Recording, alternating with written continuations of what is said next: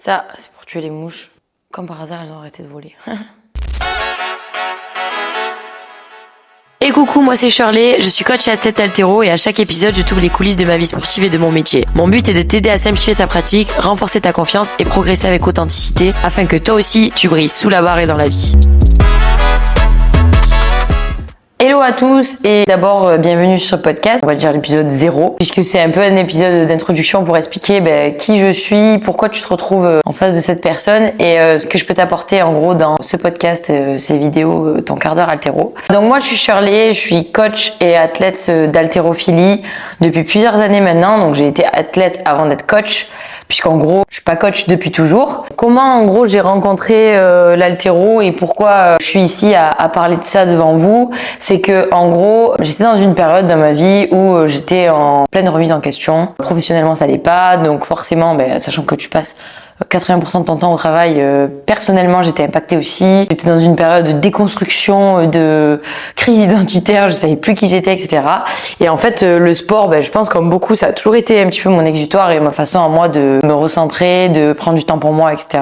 Dans cette période-là, le sport m'a beaucoup aidée et notamment l'haltéro puisque c'est à ce moment-là que je me suis mise à l'haltéro. Donc pour la faire courte, puisque j'ai un peu du mal avec ça, en gros j'étais banquière, donc j'ai fait des études, j'ai toujours été bonne à l'école, donc j'ai avancé dans le process jusqu'à faire une école de commerce, donc un master, et je me suis dit voilà, après ça qu'est-ce qu'on fait?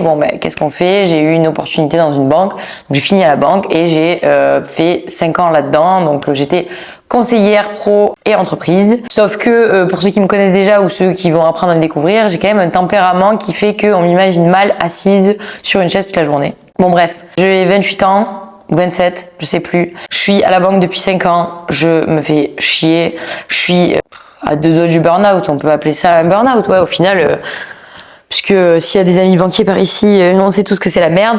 Mais du coup, ouais, c'était assez compliqué professionnellement, même côté perso, voilà, je me cherchais, je savais plus trop ce que je faisais, si j'étais à ma place ou pas. J'ai fait surtout ce choix de carrière pour ma famille au final que pour moi. Et j'avais toujours fait beaucoup de sport parce que je suis aussi issue d'une famille de sportifs où je faisais pas mal de muscu du coup. Je pense que comme tout le monde, j'ai commencé la muscu parce que de base, je voulais des grosses fesses. Je crois que tout le monde a fait ça. Et au final, je me suis pris au jeu, j'aimais bien le fait de se dépasser, etc. Mais j'en ai appris aussi beaucoup sur moi dans la pratique de la muscu, de ce que c'est d'être assidue, régulière, etc., de se dépasser. Bon bref, je passe les détails puisqu'on n'est pas là pour parler que de muscu non plus. Donc voilà, je suis pratiquante de muscu, je travaille dans une banque, j'ai 27 ans, comme un peu toutes les femmes de cette société qui se construisent ou qu'on stage là, je suis en pleine guerre intérieure, mais qu'est-ce que je fais, à quoi je sers, qu'est-ce que je veux dans la vie. Et donc bref, j'avais toujours dans la tête cette petite idée de tester l'haltéro jusqu'au confinement, enfin juste après le confinement en tout cas, où en gros c'est la période où je pense qu'on a tous pété un câble parce qu'on est tous enfermés chez nous. Et là je me suis posée, je me suis dit mais meuf, qu'est-ce que tu veux faire de ta vie? Déjà même en muscu tu tournes en rond, etc. Qu'est-ce qui t'anime, qu'est-ce que tu veux vraiment? Et je me rappelais que j'avais toujours voulu tester l'haltéro, mais je savais pas vraiment par où commencer, je savais même pas où on pratiquait de l'haltéro à part dans les box de CrossFit. Mais franchement moi l'haltéro quand on pratiquait en CrossFit ça m'intéressait pas vraiment, enfin le CrossFit en lui-même ne m'intéressait pas. J'ai tapé sur Google haltéro près de chez moi, donc vers Avignon, et au final je suis tombée sur Haltéro Monteux qui est je pense en toute objectivité un des meilleurs clubs d'haltéro en France et du sud-est, donc au final ça tombe bien parce que c'était juste à côté. Et donc quand on a été déconfiné, je suis allée tester là-bas et au final je suis tombée dedans direct, c'est-à-dire que là du jour au lendemain plus de muscu, ou en tout cas la muscu que je faisais en renfort, l'haltéro au final, plus de l'hypertrophie, plus qu'on va faire un muscu classique. Et au final ça m'a sauvée complètement parce que c'est ce que je veux vous partager ici sur cette chaîne. Moi je le dis tout le temps à mes athlètes et c'est ce que je dis régulièrement aux gens à qui j'en parle. Pour moi l'haltéro c'est l'école de la vie.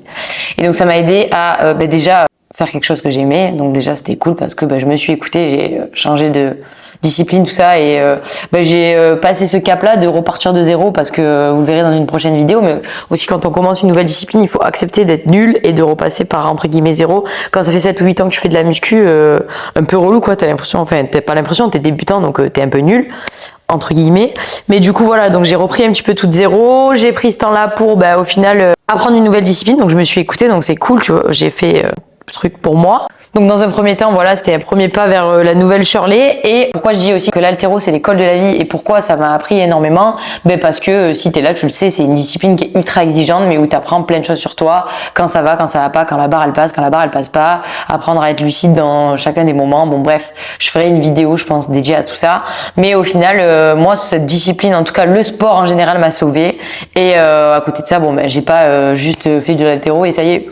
La vie, c'est du kiwi. J'ai démissionné et au final, voilà, je suis devant vous parce que maintenant, je coach depuis à peu près 2 ans. Je me suis mis, spoiler aussi, un petit peu au CrossFit pour tester quand même. Parce que j'aime bien au final repartir de zéro, je crois.